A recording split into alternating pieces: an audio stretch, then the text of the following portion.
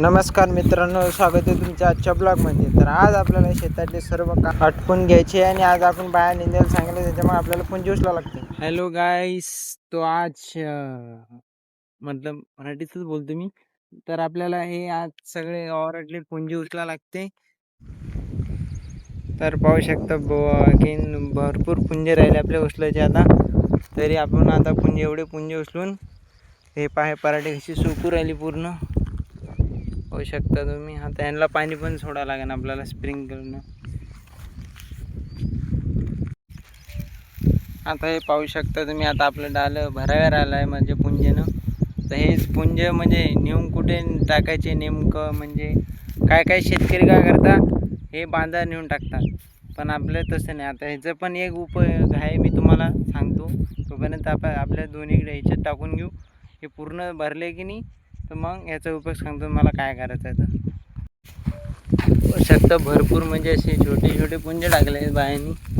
तर भरपूर छोटे पुंजे म्हणजे वावरत की नाही, तर संपूर्ण सगळं तण होऊन जाते.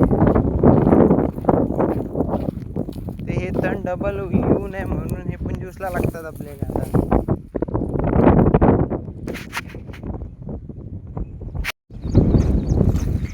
असं आता हे छोटे पुंजे उचलून आपल्याला म्हणजे एवढे पुंजे उचलणं झाल्यावर आपल्याला पराठीला स्प्रिंकलर पण लावायचं आहे पाणी द्यासाठी.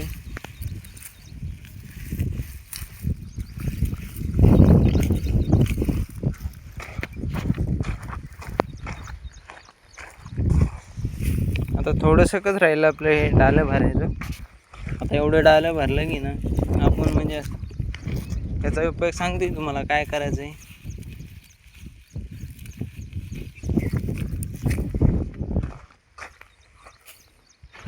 बांधावर नाही फेकून देणार. आता आपलं हे डालं भरलेलं आहे. आता हे डालं आपल्याला नेऊन टाकायचं. आपल्या घरी जे ढोरं गुरं असतं ना, आता हे कसे खातात हे तण म्हणजे हे गवत. आता हे म्हणजे आपलं चालाय. आता आपण आपल्या ढोराला म्हणजे माझ्याकडे एक म्हैस पण आहे, तिला आपण आता हे गवत टाकू. आता खाते की नाही पाहू. आता इथं माझ्याकडे बघूनच म्हणजे अशी गवताकडे यायला बघू राहिली. काय कशी करते म्हणजे खायसाठी, त्या मनाने मला टाकते.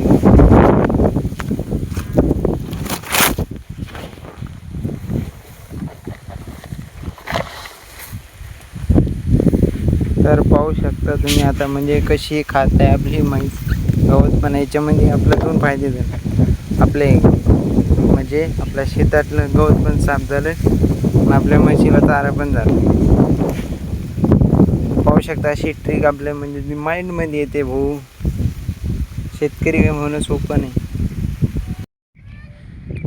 पाण्याचं तर आबाळ दिसू राहिलं, म्हणजे आता पाणी म्हणजे येतंय की नाही येत. तरी पण आपले पराठे सुकले. आता आपल्याला पिंकर लावाच लागेल.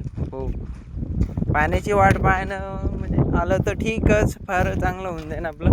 म्हणजे तरी पण स्प्रिंकलरचे पाईप लावून घेतो मी इथं पडलेले. पाण्याचा काय भरोसा नाही, पाणी येईन तर काय चांगलं नाही. 15 दिवसापासून पाणी नाही. सोयाबीन तर वाळायला लागलं माझं. म्हणून म्हणतो काय निसर्ग साथ दिलं तर शेतकरी आहे, पण नाही तर काय निसर्गाने समजा असं केलं तर कसं होईल. जे काय निसर्गाच्या म्हणजे निसर्गाच्याच ह्याच्यावर आहे. मी आता हे तोपर्यंत पाईप लावून घेतो सगळे.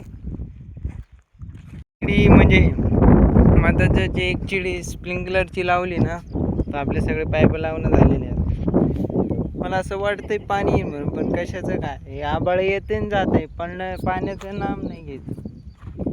पाणी पण पडून नाही राहिला, कसं जावा शेतकऱ्यांचं.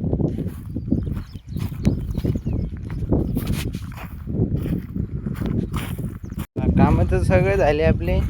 तर आता मी थोडासा फ्रेश होऊन घेतो, म्हणजे आंघोळ करतो. तोपर्यंत भेटू आता समोरच्या ब्लॉगमध्ये. तोपर्यंत आपल्या यूट्यूब चॅनलला लाईक करा आणि सबस्क्राईब पण करा. खाली सबस्क्राईबचं बटन देईल, ते दाबून सबस्क्राईब करून घ्या. धन्यवाद मित्रांनो.